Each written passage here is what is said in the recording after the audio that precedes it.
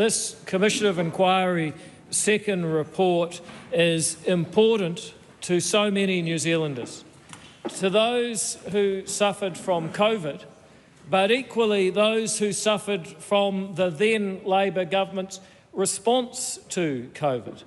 It was those women who didn't know they had breast cancer because screening was stopped.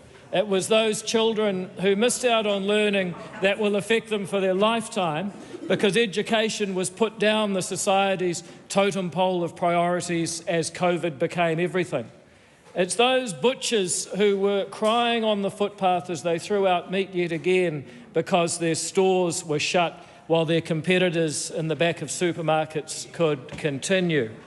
And, Mr. Speaker, it is those young people who observed that the government added a third to house prices and doubled government debt with miscoordinated and irresponsible fiscal and monetary policy.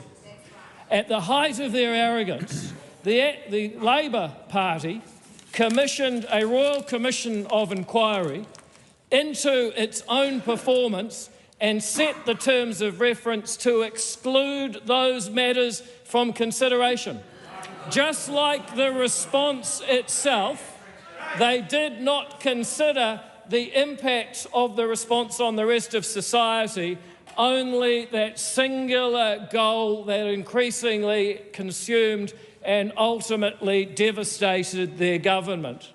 It is because this coalition government, and I might say the ACT party, that has campaigned and won a revised terms of reference with revised commissioners, that all those New Zealanders who suffered will get some truth and some understanding of what happened.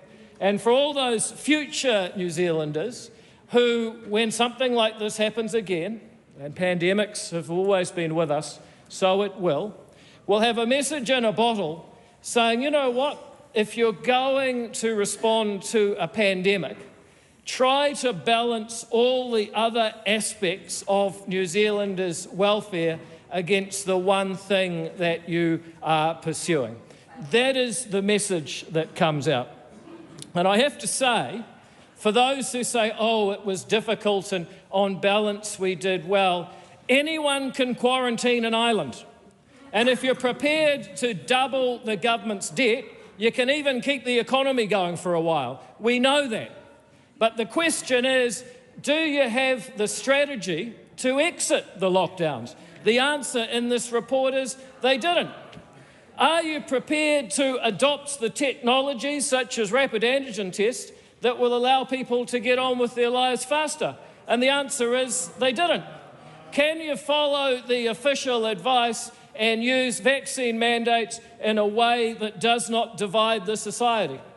And the answer is that they didn't. And I know that there will be all sorts of attempts at avoidance and blame shifting. We even saw it from Christopher Sensitive Hipkins with his point of order exchange a moment ago. But the truth is... Just withdraw that comment. I withdraw that comment. But the truth is that there are more. This is the guy, when he was Minister of Police, crime went up. When he was Minister of Education, school attendance went down.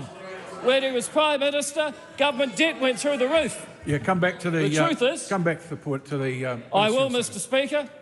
If this guy opened a funeral parlour, nobody would die. He can screw up anything. No, sorry, and he cannot be allowed to screw up again.